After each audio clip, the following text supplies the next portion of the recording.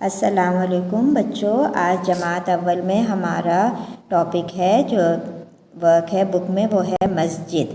ठीक है, ये आपके बुक में पेज नंबर 129 पर है। सही है, आप अपनी बुक ओपन करें। मैं रीड कर रही हूँ, बुलंद ख्वानी कर रही हूँ। ठीक है, आप पहले सुनेंगे और फिर आप भी इसकी बुलंद ख्वानी करेंगे। मस्जिद को अल्लाह का घर भी कहते हैं। मस्जिद में हम मिलकर नमाज़ पढ़ते हैं।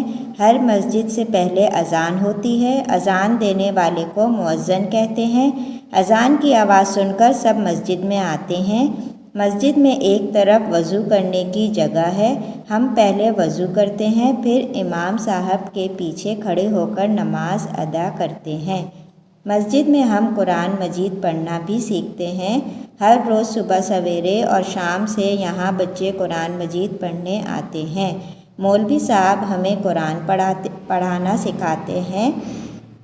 हम सब मस्जिद का बहुत अदब करते हैं। वहाँ शोर और फजूल बातें हरगिज़ नहीं करते। मस्जिद पाक जगह है, इसकी सफाई का ख़ास ख्याल रखते हैं। ठीक है, अब आप इसकी बुलंद ख्वानी कीजिएगा और अब नीचे सवाल जवाब पे आ जाएं। ठीक है, ये जवाब आपको अपनी स्कूल की कॉपी में लिखने हैं, लेकिन मैंने आपके मदद के लिए बुक में लिख दिए हैं। ठीक है, मस्जिद को किसका घर कहते हैं? हमने ऊपर पढ़ा था, मस्जिद को अल्लाह का घर कहते हैं। अज़ान देने वाले को क्या कहते हैं? अज़ान देने वाले को मुअज्जिन कहते हैं। नमाज़ पढ़ने से पहले क्या करते हैं? तो सबको पता है, नमाज़ पढ़ने से पहले हम वज़ू करते हैं। मस्जिद में बच्चे क्या करना सीखते हैं? मस्जिद में बच्चे कुरान मजीद पढ़ना सीखते हैं। मस्जिद कैसी जगह है? मस्जिद पाक जगह है। ठीक है, ये आपको काम अपनी कॉपी में करना है। ठीक है, अब आप नेक्स्ट आ जाएं। नेक्स्ट आपका वर्क है पेज नंबर 135। ठीक है, 135 पे है कहानी।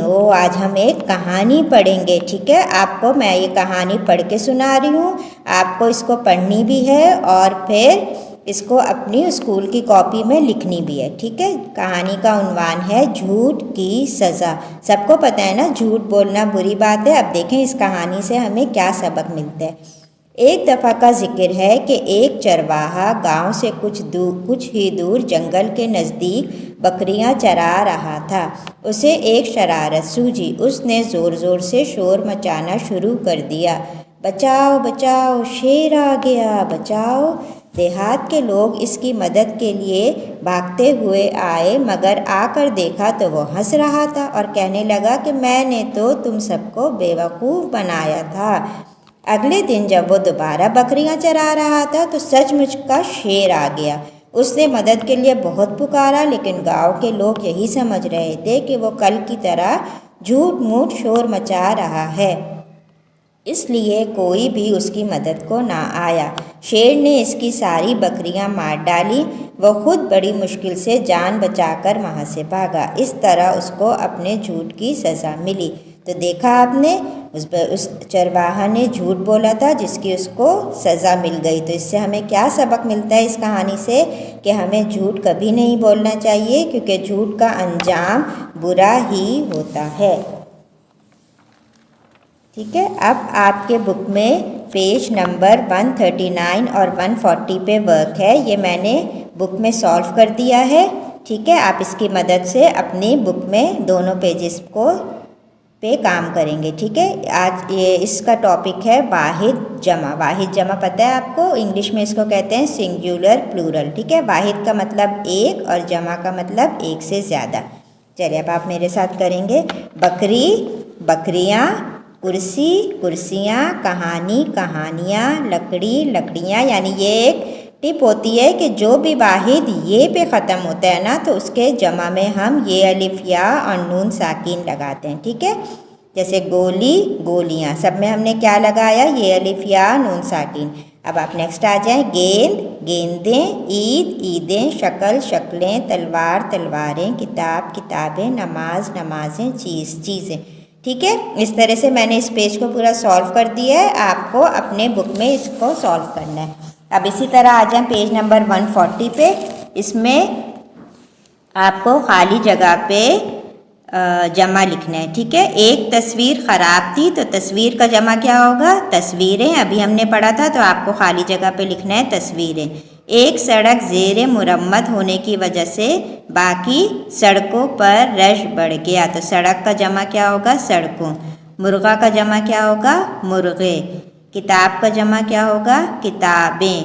इसी तरह लकड़ी का जमा क्या होगा? आप लिखेंगी ब्लैंक में लकड़ियाँ।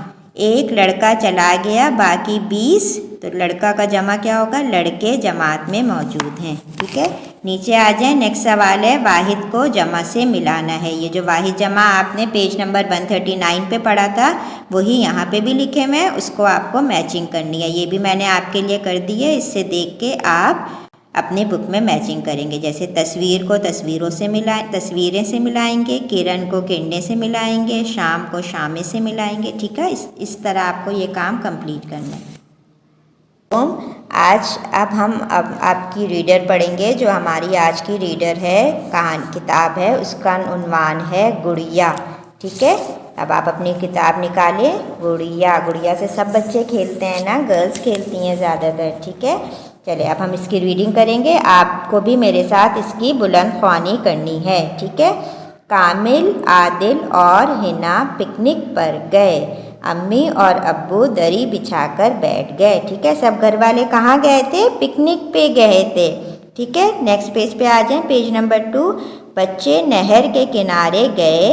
हिना की गुड़िया पानी में गिर पड़ी। तो बच्चे नहर के किनारे क्या कर रहे थे? खेलने गए। हिना अपनी गुड़िया से खेल रही थी और खेलते खेलते उसकी गुड़िया कहाँ गिर गई? पानी में गिर गई। अब पेज नंबर 3 पे आ जाएं। जब हिना की गुड़िया पानी में गिर गई तो क्या हुआ? हिना रोई, मेरी गुड़िया। जब आपकी गुड़िया भी खो जाती है तो आप रोते हैं ना, इसी तरह हिना भी रोने लगी, मेरी गुड़िया। पेज नंबर 4 पे क्या हुआ?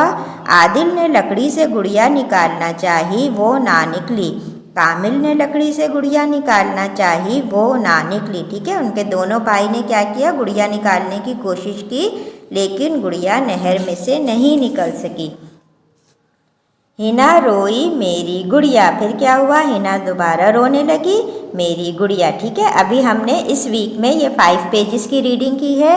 आपको इन 5 पेजों की बुलंद ख्वानी करनी है। फिर हम नेक्स्ट वीक में जब वर्क करेंगे तो आगे की पेजेस की रीडिंग करेंगे।